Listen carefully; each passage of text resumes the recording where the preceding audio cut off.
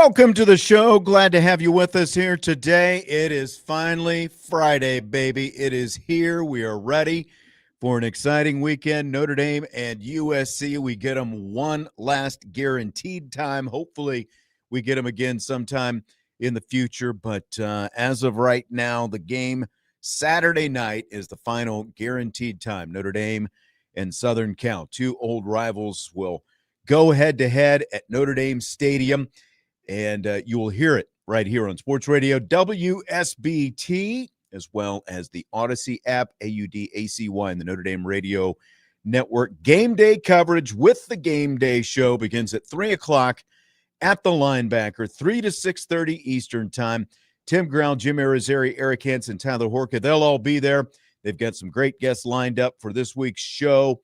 I mean, why wouldn't you when you've got Notre Dame and Southern Cal playing? You got former Notre Dame and Indianapolis Colts safety Matthias Farley, former Fighting Irish linebackers Torian Smith and Carlo Calabrese as well. They will all be there. So join them at the Linebacker, 3 to 6:30. And, of course, you can hear it right here on Sports Radio WSBT. We have begun a new tradition on Fridays going into home weekends. We've got Notre Dame recruiting kind of preview of what's going on. And the first big recruiting weekend this season was the primetime game, the first primetime game, the home opener, Notre Dame and Texas A&M. Notre Dame had a slew of recruits in town for that game, and it sounds like this weekend is going to be no different. Trevor Trowbridge, our man from Irish Breakdown, is pinch hitting, doing a little Notre Dame football recruiting talk for this weekend. Are you ready to go? You ready to like just tee it up and tee off on some recruiting talk, Trevor? Stay ready. You never have to get ready, Sean. You can't get rid of me this week. That's right. Day 3. Oh, Sean yeah. Stiers, Trevor Trowbridge. It's recruiting talk, though, today. They had a lot of guys on campus for that A&M game that I mentioned, Trevor. How does this weekend compare to that one, do you think? Yeah, definitely another huge recruiting weekend for Notre Dame. And in some spots, it's arguably bigger, a higher magnitude than what the Texas A&M visitor list was. And that's saying something considering we remember who all was on campus for that weekend. Absolutely. So a lot of guys and a lot of high-quality guys who are going to be in town as well, some heavy hitters. I think I heard 4 5-star guys. Does that sound right to you? Sure does. Man. Yeah. All right. Yeah. A lot of really, really good recruits on campus, a lot of top caliber recruits. And like I said, in some areas, it's bigger than what it was against Texas A&M. One of those positions is the running back position. Some of the high-name guys out there. I'm sure you guys have all already heard that Keimon Spell is going to be there. He is the running back that recently decommitted from Penn State. And it makes sense why he's on campus. He has connections to Jaywan Sider. He started Keimon Spell's recruiting process when he was, the former running back coach at Penn State. But right now, Spell's recruitment is relatively open. Georgia and Notre Dame are going to be major players. Those were kind of some of the schools that he had whittled it down to before he officially committed to Penn State. Now that he's decommitted, he's open. And, after talking with Brian, it doesn't sound like he's going to decide anytime soon. But Notre Dame is very well in the mix. Very well. And he's a 2027 guy, so there's a little bit on him. He's that makes him a junior, correct? If I've got yes, my glasses right, yeah, yep. He's currently a junior in high school, but I mean, right now you talk about big time recruits, and this guy is this kid is definitely one of them. He is a consensus 5-star per the Rivalries industry rankings. He's the #1 running back in the 2027 class by all the major services, 247, ESPN, Rivals. So this is a heavy hitter coming to town tomorrow. Yeah, and you mentioned that connection that he has to Jaywan Sider. Of course, he was committed to Penn State, recently just decommitted from Penn State, but I'm sure that relationship that he's got with Sider, if you're Notre Dame, obviously a Notre Dame fan, you're hoping that goes a long way. And I mean, getting him here is a big thing, especially when you're really just hearing those two schools right now, Notre Dame and Georgia. Two decent schools to be in the mix with, that's for sure, if you're Keimon Spell. But bright news for Notre Dame is that's not the only big-time running back recruit that's going to be on campus. Amir Brown, another 2027 kid. He was the running back that recently decommitted from North Carolina. a lot of attention is going to Keemon Spell, and I understand why. But the name that I would keep my eye out on is Amir Brown. I spoke with Brian earlier today. We really like where Notre Dame is at here. They stayed on him despite his commitment to North Carolina. So Notre Dame is absolutely a major player for fellow 2027 running back Amir Brown. Definitely another one to keep your eye on. So who are some of the other, because again, I know that there are a lot of running back, from what I understand, is probably the top of the list in terms of both quality and quantity. Who are some of the other running back names to know who are going to be here this weekend? Yeah, another 2027 kid, Noah Roberts. He's a top 100 player. Notre Dame is in the mix. They have a little bit more to do on this one, but it's good to get him on campus. And then they have a pair of 2028 running backs, Zayden Jernigan and Xander Edwards. Xander Edwards is the son of Mark Edwards, former Notre Dame player. If Notre Dame makes a run at him, they'll have a really, really good shot. But the two 2028 kids, look, if you can think of a dream 2028 running back class, Jernigan and Edwards would be it.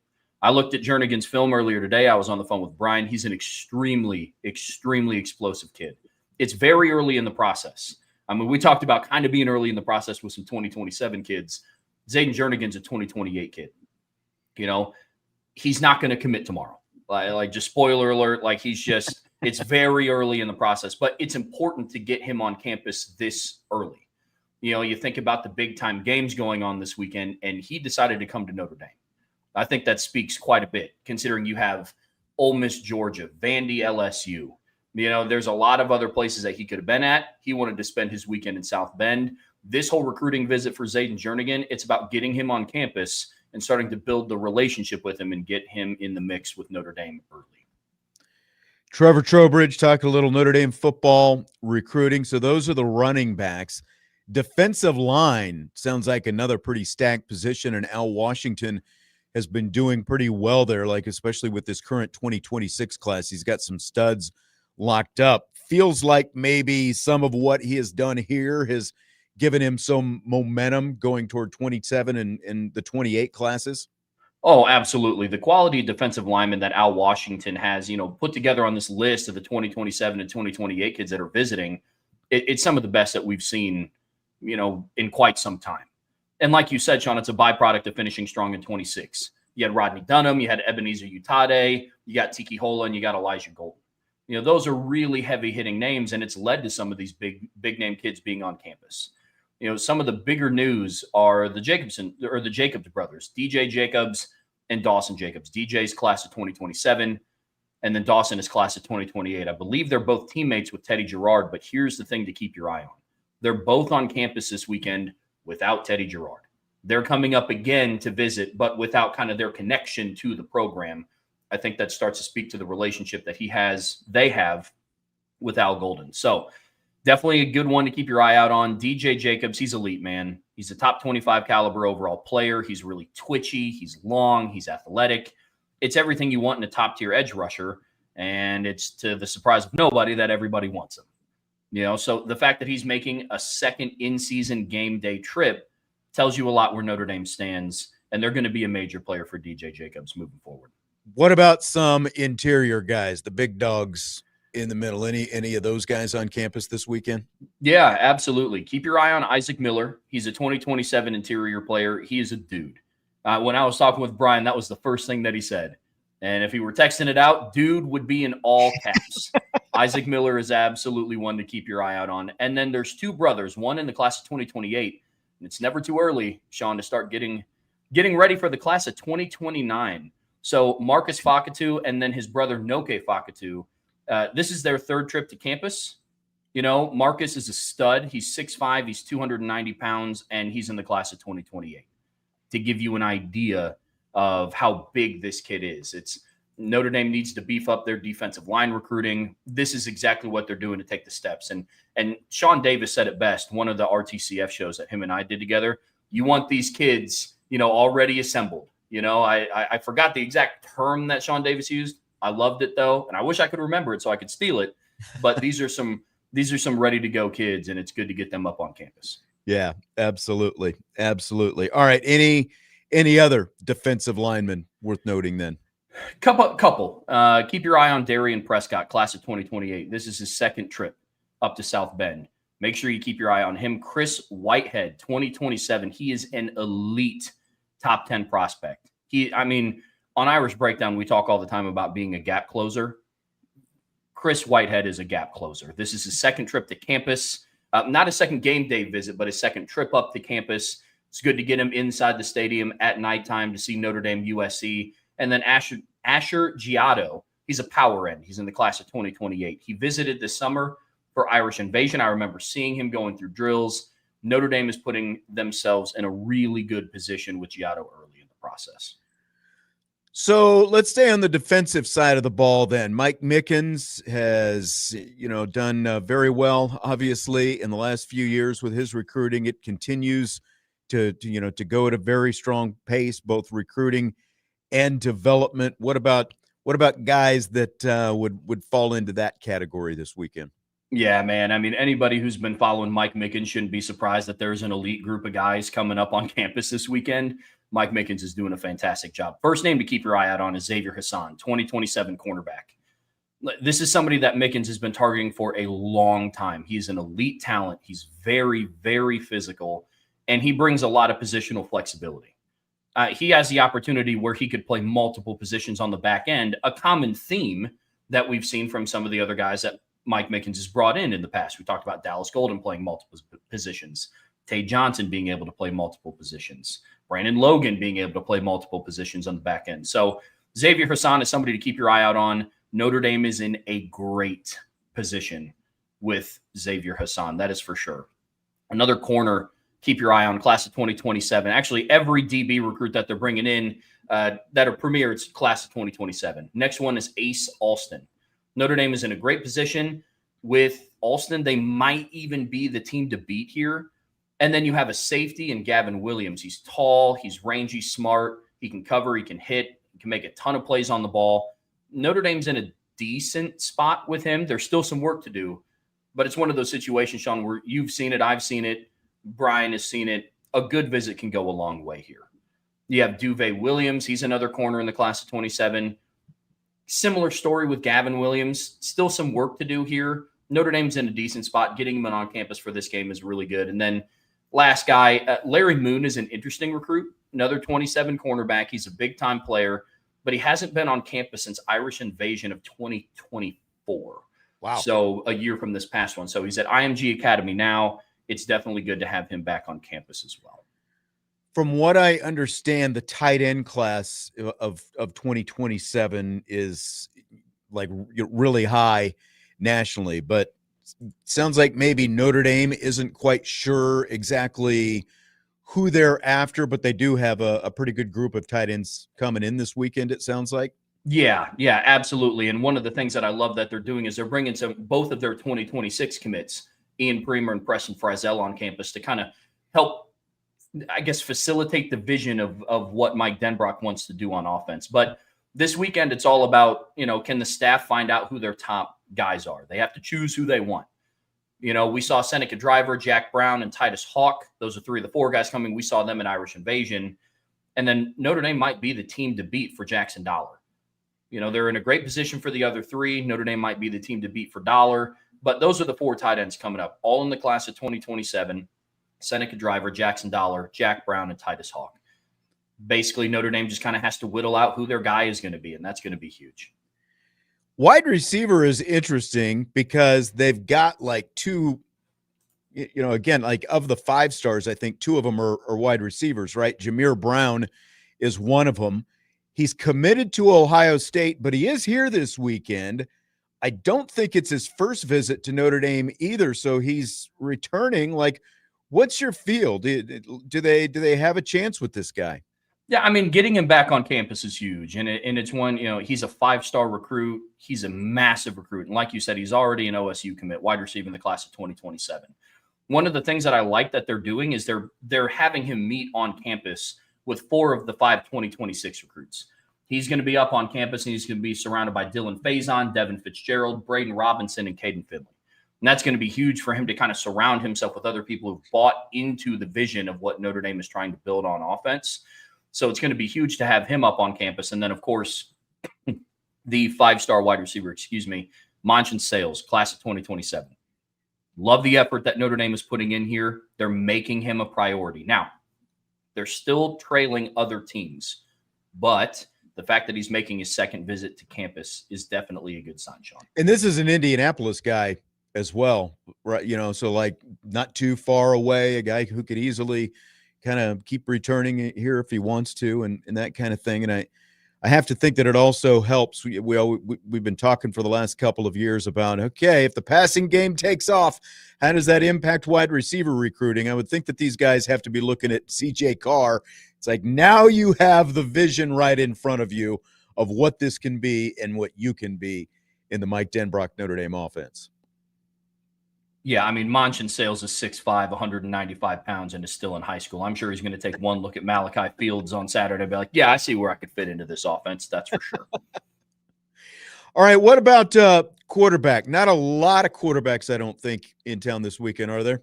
No, Noah Grubbs is going to be in town. He's the 2026 kid, but they have some.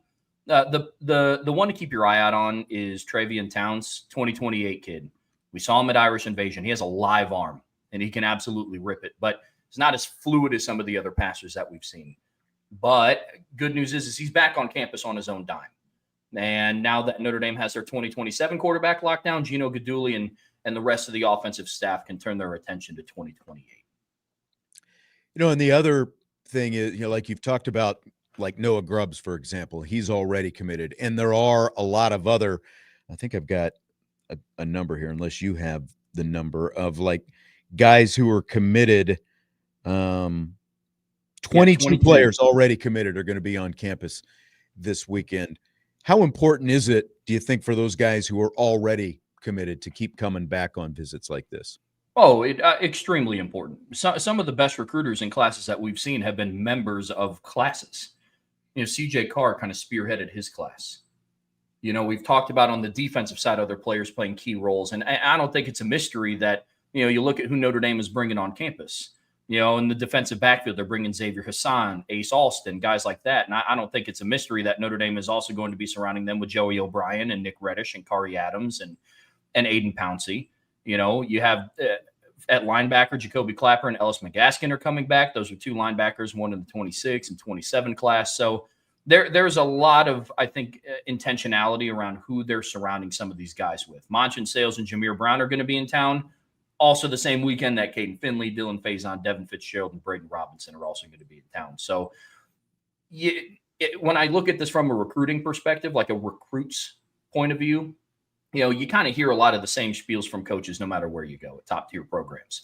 Hey, this is where you fit in our offense. This is what we would like for you to do.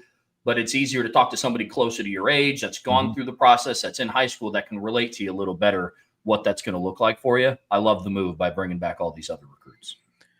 All right. Have you been to a Notre Dame-USC game before? I was at the 2023 game.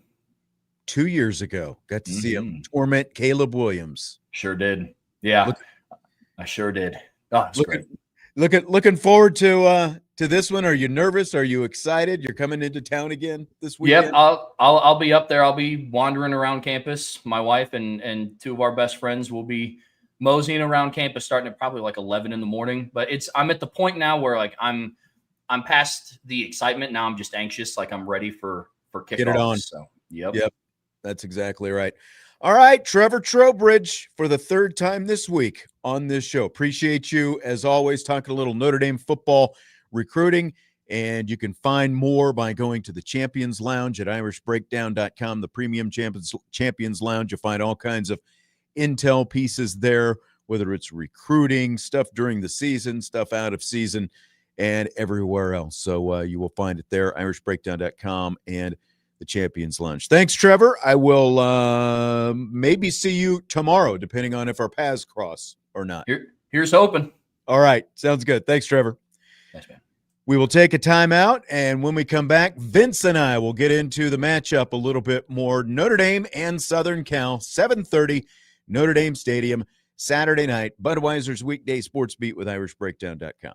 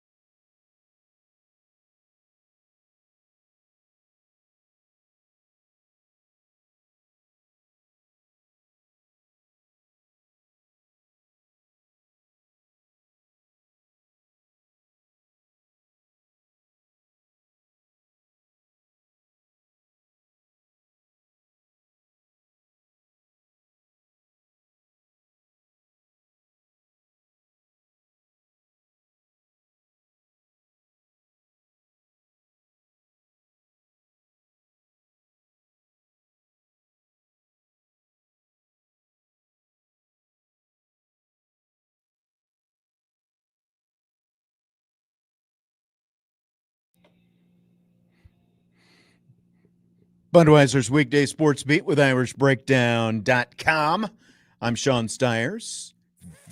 I'm joined right now by the man with a Jeweled Shillelagh tattooed on his fourth point of contact, Vince D'Addario. Ladies and gentlemen, how are you tonight? I'm doing fantastic, and my jeweled shillelagh has a lot of shamrocks on it. So, a lot of shamrocks, no four-leaf clovers, though. Oh, there is a difference, you know. That was pointed out to you, was it not? It was. It was Yeah. pointed out. Mm-hmm. Yes. Well, whatever it's supposed to be, that's what it is. How about that? They're magically delicious either way. This is true. Although marshmallows and cereal is gross.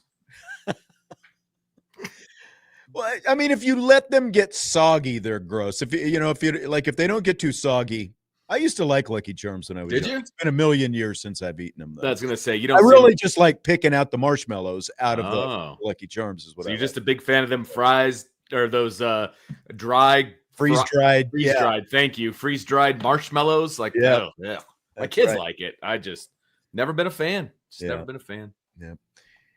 Notre Dame, Southern Cal, Saturday night, 7:30. Shout out, by the way, Fighting Irish Media for that Notre Dame, Southern Cal hype video they put out. They nailed that. Very well done with the Bon Jovi living.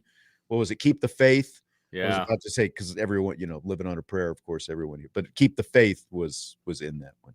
Good stuff. It was very well done. Not that Fighting Irish Media doesn't do a good job, with what they do, but specifically with every highlight being against USC and just, I mean, it was just glorious. A lot of good stuff. A lot of good stuff. Yeah. Tommy Z punt return was in there. Oh, and just, good. Man, all kinds of good Notre Dame SC memories in there.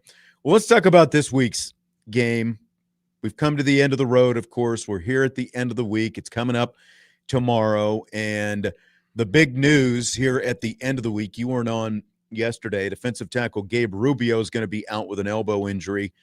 We don't know what's going to happen with nickel, slot, corner, whatever you want to call him. Devontae Smith could be out again with a calf injury, making who covers Trojan slot receiver. Mekhi Lemon, brings that into question. So as you look at those two things, Vince, you've got middle of the defensive line. You've got a, very important coverage position. Which concerns you the most? Honestly, the lack of Gabriel Rubio actually concerns me the most. I have a lot of faith in Notre Dame's secondary and kind of what they're going to be able to do and just some different looks they're going to be able to throw at USC. But the resurgence, I guess, of USC's running game and kind of what they've been able to accomplish. I mean, it's nothing, extraordinary, but better than what they've done. And Gabriel Rubio was a huge part of Notre Dame's run defense the last few weeks and what Notre Dame was able to do to limit the other team's run game. And so that honestly worries me more than the pass game. So it's Gabriel Rubio for me. When I saw him on the injured list, I was like, oh, that's a huge blow. I know.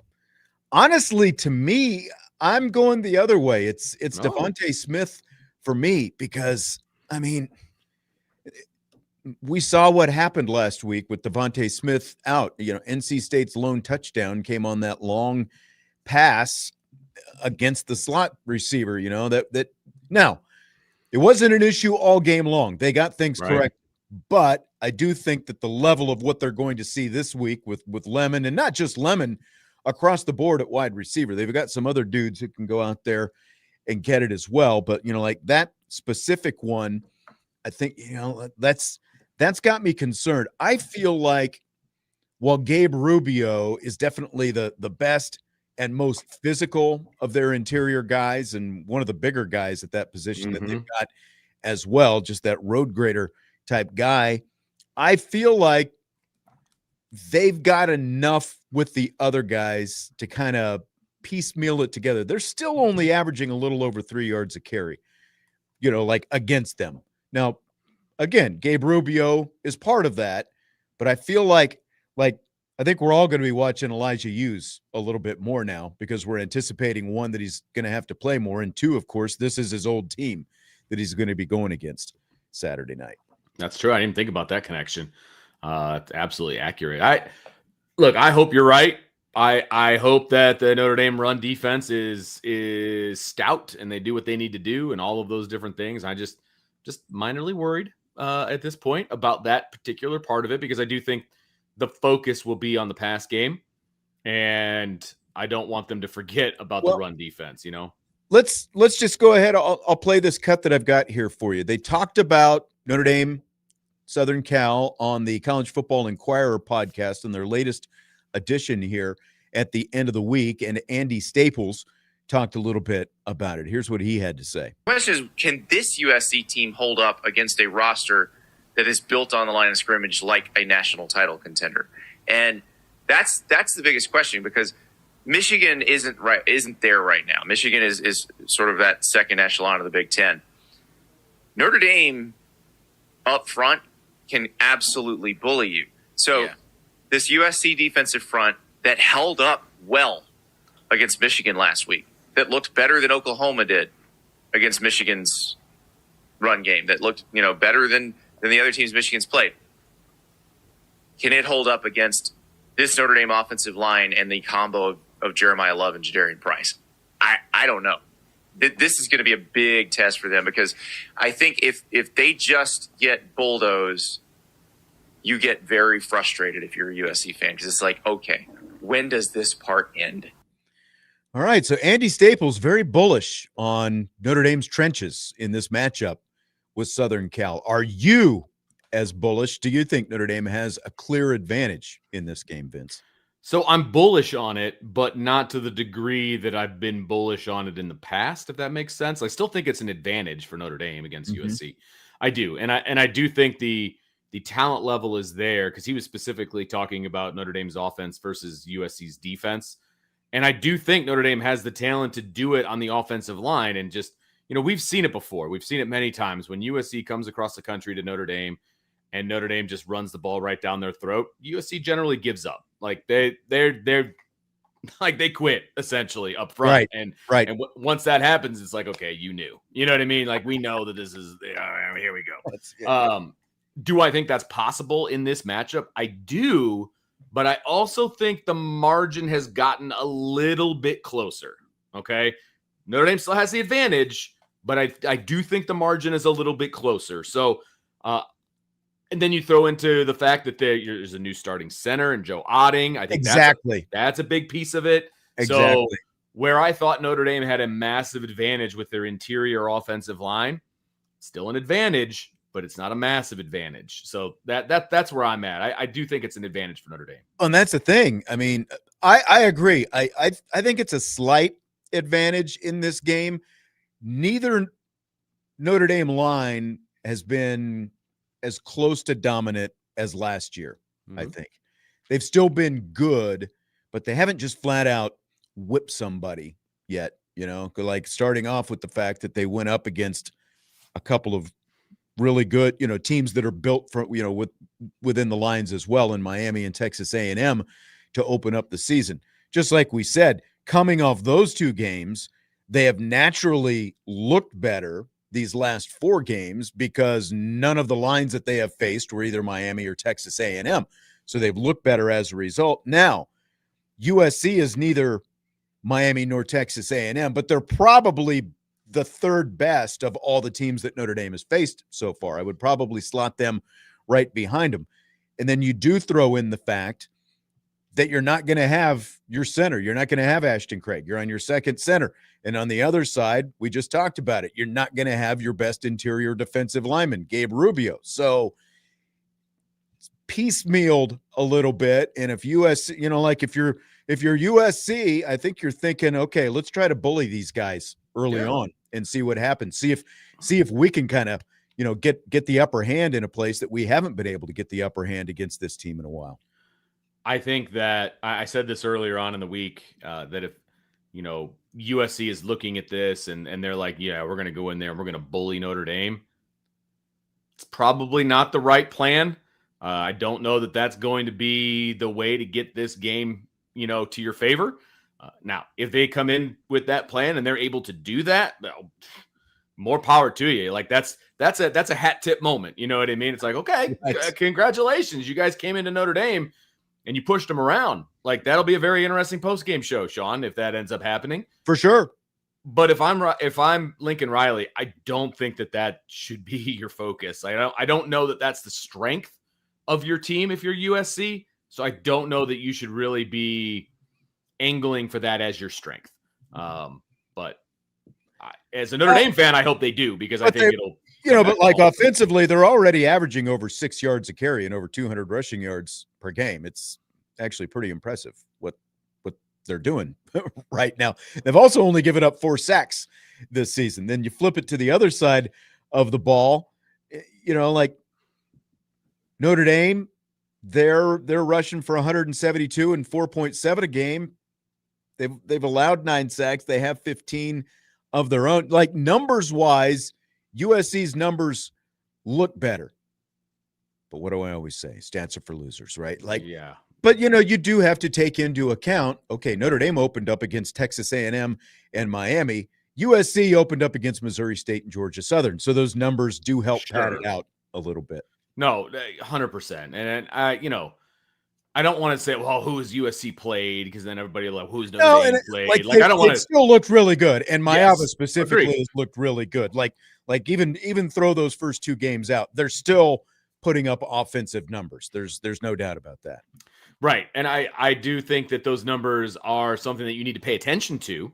But I wouldn't just look at this as like on paper, like, oh, USC should dominate Notre Dame's defense. You know what I mean? So like, and I'm not saying that you're saying that. I'm saying that in general, because there are plenty of people out there that are just looking at the numbers and being like, USC is going to dominate Notre Dame, and offensively it's going to be a shootout, and all of these different things. And so, look, USC is going to have to throw the football. They're going to have to throw the football to be successful. They can't just be the bully up front. So we'll see how it goes. And I think weather is also going to play a factor. Yeah, and that's what, when we started up the show, and before the show started today, I was looking at the YouTube chat and people were talking about the weather. And of course, the rain is supposed to come as soon as kickoff comes Saturday night, so that's going to be part of this whole deal as well. The fact that we do have a primetime game, and that's when it's supposed to start raining. Now, we do still have more than 24 hours, and forecasts can shift a little bit. It's already kind of pushing back a little bit from what it was, because obviously I'm looking at weather for Hillsdale, where I'm going to be sitting outside, and I was looking at, it was supposed to start raining at game time, which is 1:00. Now it says 3:00. So like, things are being pushed back just a little bit. Mm-hmm. And so, what does that mean for over here? So we'll see. So you're right.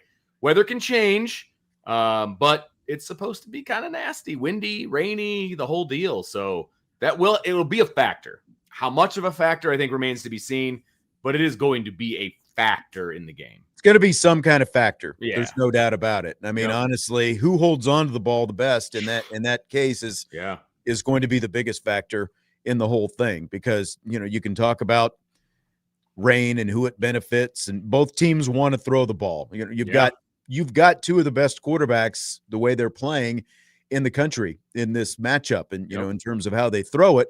But if it's rainy and windy and everything else, the team that holds on to the ball, and probably the team that can run the ball on those lines of scrimmage, is the team that's going to have the most success Saturday night. So what we don't want is a lot of lightning, especially considering the how this is a primetime game. We don't need a 3-hour, even a 1-hour delay, but we don't need a delay that late at night. But there are supposed to be, it's not just supposed to be rain, it's supposed to be thunderstorms with it. That's what scares me the most about this whole thing, is just that we end up getting some kind of delay and we're done at 3 a.m. Can you even, like, I thought about that this afternoon. I was like, I hate night games to begin with because they're so late. And then if you add in a delay, like, can we just push it to Sunday? Can we just go, can we just let's go with a noon start on Sunday? All right. Here we go. Let's take a break. When we come back, confidences and concerns that we've got for Notre Dame against Southern Cal Saturday night with Vince D'Addario, Sean Steiner's Budweiser's Weekday Sports Beat with IrishBreakdown.com.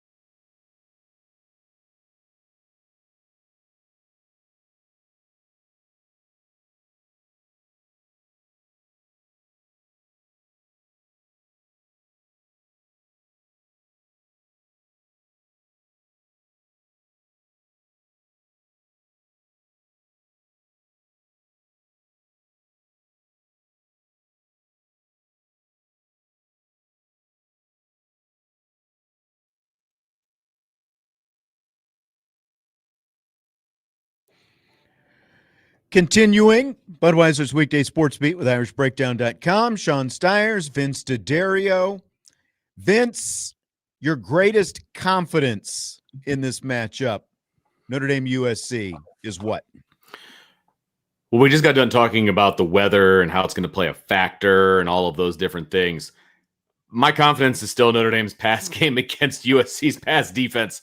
I mean, they're 103rd in the country in passing defense. And if I'm Mike Denbrock and CJ Carr and the whole wide receiving core, yes, it's going to be raining, but you still got to play the game. And I still think they're going to be able to be effective through the air. It might be a little bit more selective. Okay, cool. Like, they're still going to have some plays through the air, and I think that could be the difference in the game. This just in, Vince D'Addario calls for the Brian Kelly rainstorm game plan. Let's go, Throw baby. the ball as much as possible. I torrential downpour. I didn't say that. But I do think he's going to I do think there's going to be some big plays in the passing game. You know, look, what would you do if you were trying to go up against Love and Price in the rain? Hey, we're going to blow the box. You know, we're going to do this, that, and the other to stop the run game. It's going to allow some potential in the pass game. That's where I'm at.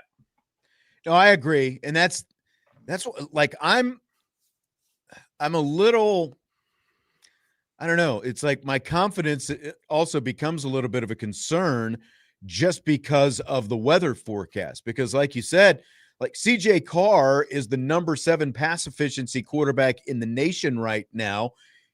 USC has the number 100 pass efficiency defense. It is the perfect matchup for Notre Dame. So that obviously will be negated to some extent. But then, you know, again, like to your point, which is a good one still, Notre Dame has Jeremiah Love and Jadarian Smith. USC has King Miller, Dr. Dre's nephew, by the way. Really? I heard today. Wow, I think okay. I heard that in that College Football Inquirer podcast. But they have, you know, like not quite the same talent level that Notre Dame has in the backfield. So how effective are they going to be able to be if they have to make it a running game? But then the same thing really applies for them as well. They're still going to have to be able to hit on some passes. I think that they're going to more have to hit some of those passes for their offense to be anywhere nearly as successful as what it's been. I mean, if Notre Dame can focus on the run game for USC, you know, if Notre Dame's defense focuses on the run game, it's game over. That's going to be the thing. And so then how do you defend USC's pass games? Because they're going to have to throw the ball, to your point. And what does that look like in the rain? So yeah, things just seem to fall Notre Dame's way, no matter how we kind of slice it and dice it. And hopefully that will equal the final score. Funny how that works, isn't it? It is, man. What's the thing that would surprise you the most if it happens? Well, I mean, outside of USC winning, because that would surprise me. You know, what? Go ahead. No, you were coming at me, and that's okay. No, I wasn't coming at you. Foregone conclusion, yes. Yeah. What would surprise me? See, this was a tough question because this game, because of the weather, is not going to look like it should look. And so I think there's going to be a lot of things that are going to potentially be surprising. It would surprise me if USC is able to throw the ball all over the yard against this defense. I think that would be the biggest surprise for me. If they try to force it through the air, that could be tough for USC. So if they have success through the air, I would be surprised. Once again, Vince D'Addario putting on his Chris Ash fan club president t-shirt today. I need to get that hat. My member's hat hasn't come in yet. I think the thing that would surprise me the most, if I'm going to like dial it down and be specific, is if the Trojans are playing video game offense in the second half. Now, again, weather could have a great impact on this for both teams. But when you look at Notre Dame, for the entire season, Notre Dame has a scoring advantage of 108-33 in the second half. In the last 4 games, it's 75-7. They have outscored opponents 75-7 in the last 4 games. And of course, that 7 came at the tail end of the Purdue game with the reserves on the field. Again, I'm not calling it garbage time, so not going with the G word. But don't get in trouble. But that, that also, Vince, in that stretch includes an Arkansas team that scored 31 points against Tennessee last week, the same Tennessee team that is ranked number 11 in the nation right now. And that same Arkansas team scored 35 points against an Ole Miss team that is ranked number 5 in the nation right now. And I do feel like that kind of gets brushed underneath the rug a little bit, just how good Arkansas's offense still is. Far and away, Arkansas's worst offensive game of the season came against Chris Ash's, / Notre Dame, whoever you want to label it, came against their defense. But, a lot of people kind of disregard the success of Notre Dame's defense against Arkansas in that game. But, if you take away the Notre Dame game, Arkansas is averaging 41 points a game, and that would be good enough for number 12 in the nation right now. So, well, yeah, to your point, these are the point totals that Arkansas has put up this year: 52, 56, 41, 35, 31, 13, and 31. Like, which one of these is not like the other? I mean, right. Notre Dame locked them down defensively. They locked them down, and that was a pretty potent offense. Look, NC State had a pretty potent offense, and Notre Dame absolutely locked them down. Yes. So Notre Dame's defense caught flack early on in the season for good reason, by the way, for good reason. But they're not playing the same way that they did at the beginning of the year. Now, huge test tomorrow night. No doubt about it. But we're going to get a lot of answers tomorrow night about this defense. You know what I mean? Like, we got answers last week. I said it early on in the week. Like, I think they've turned the corner. I put in my submission for the Chris Ash fan club, all of those things.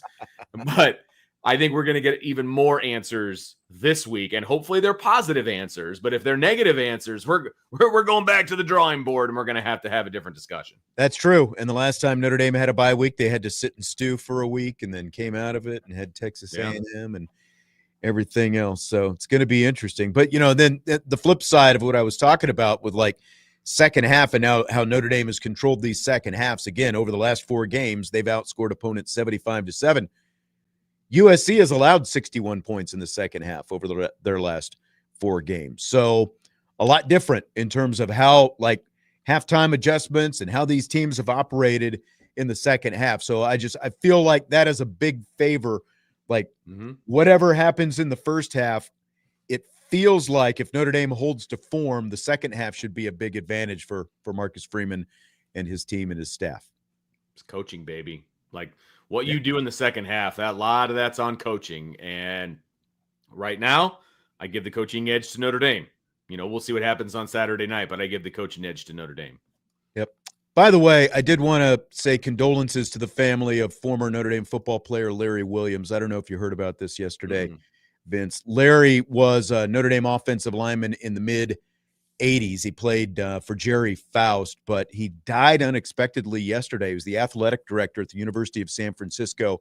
Had a heart-related incident is all I've seen about it. But Larry and I used to host the Notre Dame football coaches show together back many years ago now, it feels like, when it was still at Logan's Roadhouse in Mishawaka.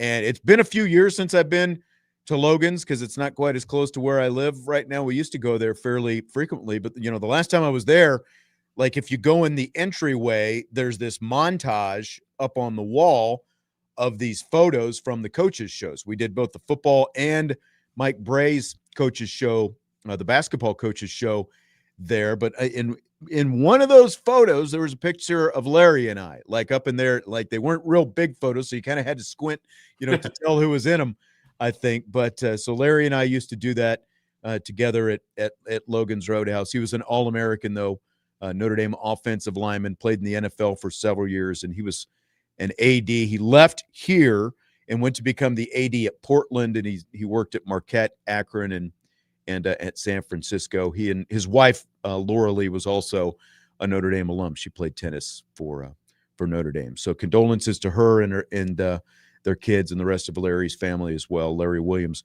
great guy, and obviously a very great football player for Notre Dame. So really sad to hear about that happening yesterday.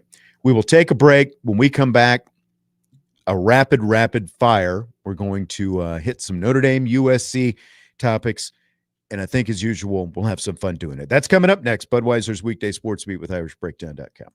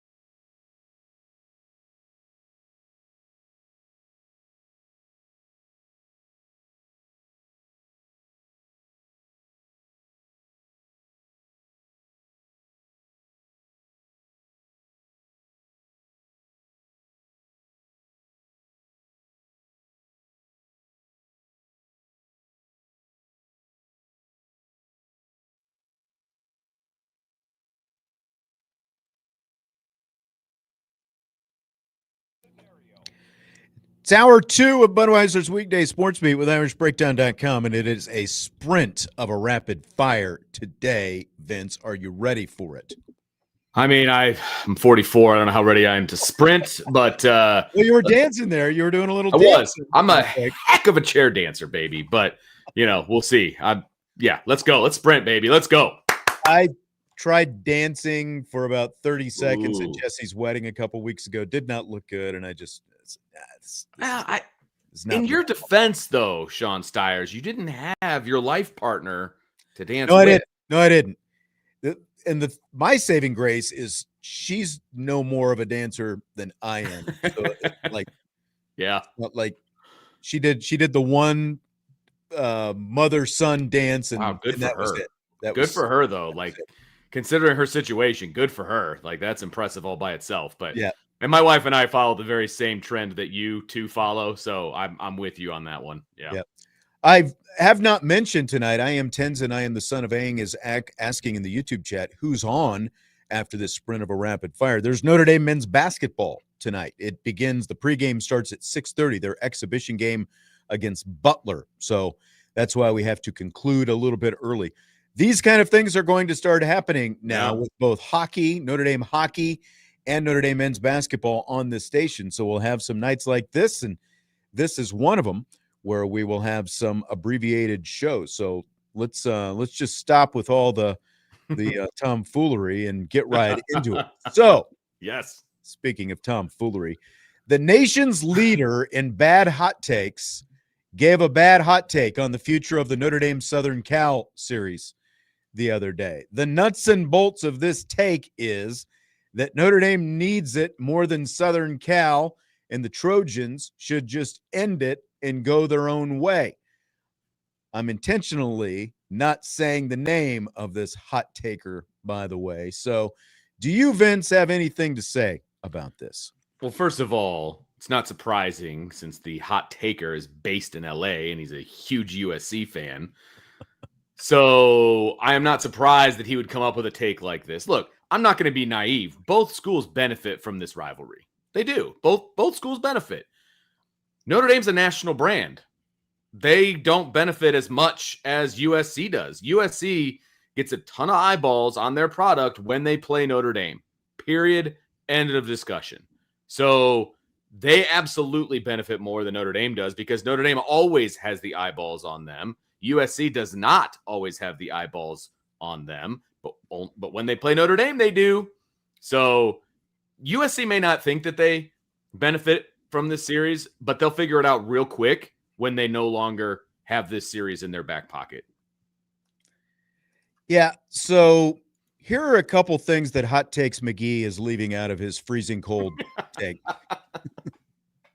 It's not surprising that he's leaving out vital information, by the way, though, because he's very good at padding his takes with fluff, that fits his narratives, So first and foremost, Southern Cal has one loss coming into this game. And the best team that they played so far is either Illinois or Michigan. They beat Michigan. They lost to Illinois, so who's the best of those two? I guess they'll figure that out at some point. But with one loss as of right now, newsflash, Southern Cal is still alive for a playoff berth if they run the table, So Notre Dame is very beneficial to Southern Cal, contrary to the take that he was giving. This is not one-sided in terms of who benefits from this game. It's beneficial to whoever wins this game because the winner stays alive for a playoff berth. That's not just Notre Dame, So that negates, a big part of this argument that he had. Second, hot take Harry also talks about the fact that Southern Cal's schedule is it's like playing a Big Ten schedule is some gauntlet, and that's just not the case. We have done our best to debunk that myth every time we get a chance. But, let's look at their big picture schedule. They started off with Missouri State, a lower level FBS team. They played FCS Georgia Southern. It's basically the Indiana scheduling blueprint that they're going with, but their Big Ten schedule is Purdue, Michigan State, Illinois, Michigan, Nebraska, Northwestern, Iowa, Oregon, UCLA. Come on. stop acting like playing a Big Ten schedule means you're playing a who's who of college football every week, because it's not. Hot takes, McGillicuddy. It's just not. So Notre Dame and Illinois are the only two teams in the nation that have now played two currently ranked top 10 teams. But everybody takes shots at Notre Dame's schedule because of the ACC teams that they play and the fact that they put together their own schedule.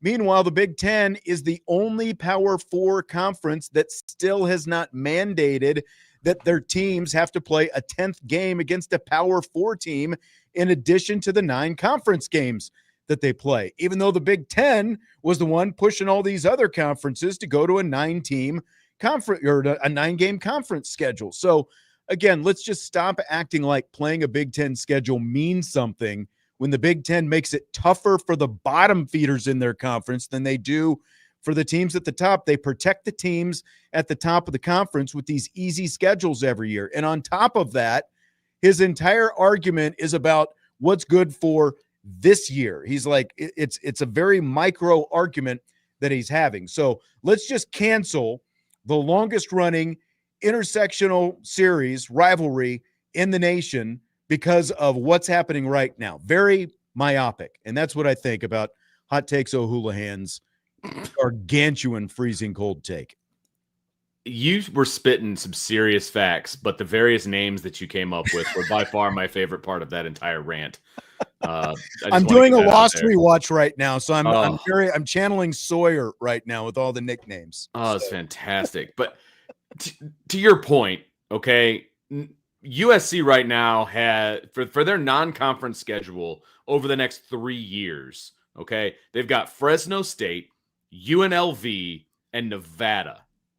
That's their non-conference schedule right now. They're not exactly going out there and padding their Big Ten, their gauntlet of a Big Ten schedule with anything in the non-conference. It benefits USC 100% to have Notre Dame on their schedule.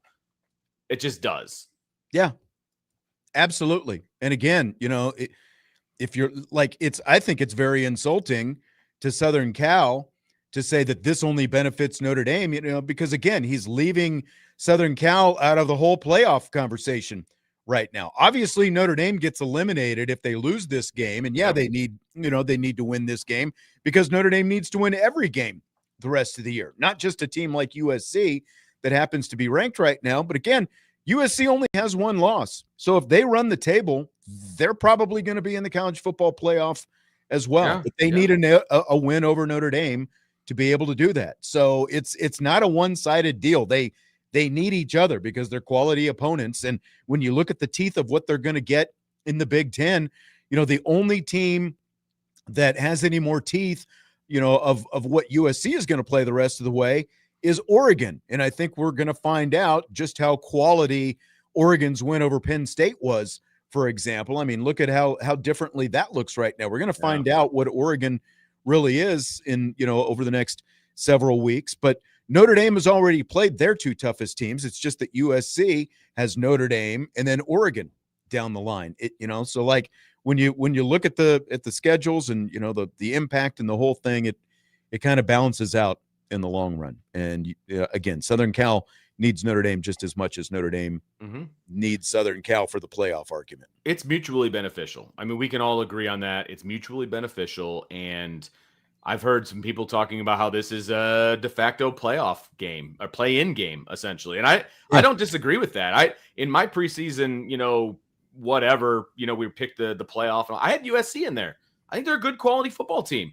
It benefits Notre Dame that they're ranked 20th in the country right now. No doubt about it. But it also benefits USC that Notre Dame's ranked 13th, that they can come away with the victory here. So, again, mutually beneficial. Scale of 1 to 10, what's your confidence that tomorrow's Notre Dame Southern Cal game will not be the last time we see these two rivals play? It's a 10. I think they'll absolutely play again. I'm hoping, obviously, that it's going to be every single year, that kind of a deal. I could see where it goes, like what you have been saying all week of how it could be, 4 years on, 2 years off, like that kind of deal. I could see that too. Don't want to. I want it to be annual, obviously, but they're going to figure it out to where they at least play again at some point. I absolutely believe that. They're not just going to leave it in the dust. It will happen at some point. Pete Bavacqua was on the very reputable radio program, the Dan Patrick Show, earlier today. Not a hot take machine, but a good interviewer, good conversationalist, all around good fun. Likes to have other people around him and not just hear the sound of his own voice. So like, Novel concept. Appreciate a guy like like Dan Patrick.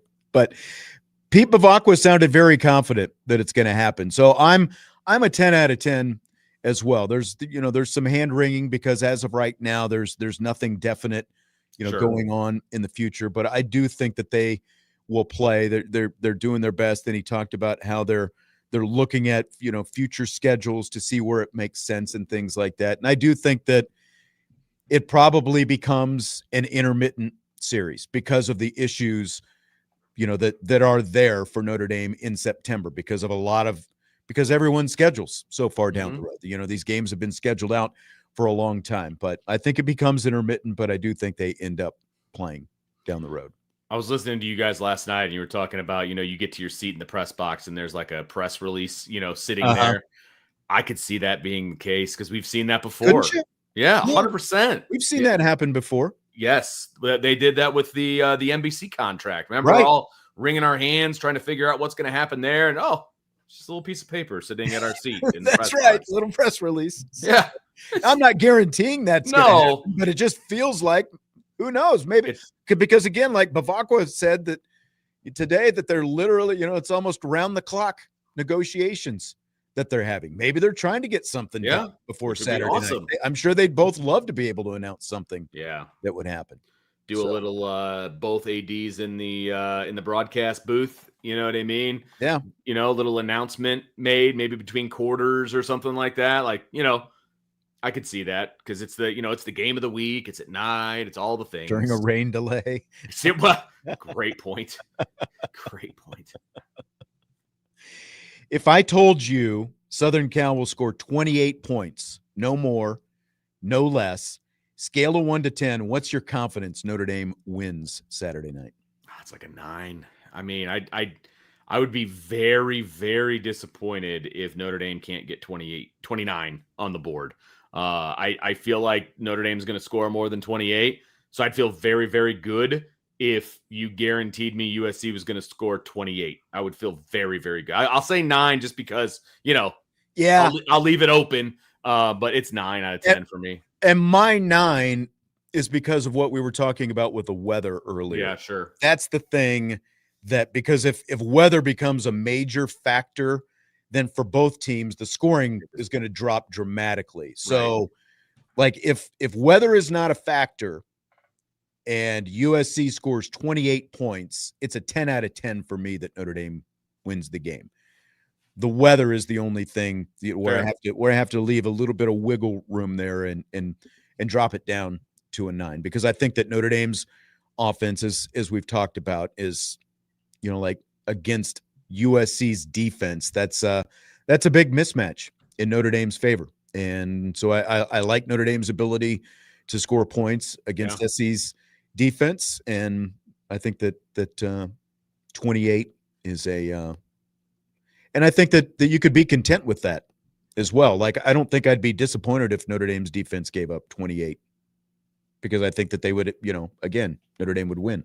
I would be disappointed if it was like 4, double-digit drives where they just, beat down Notre Dame, went for like 75 yards, like 4 different times. Like I would be like, 28. That felt like a rough 28.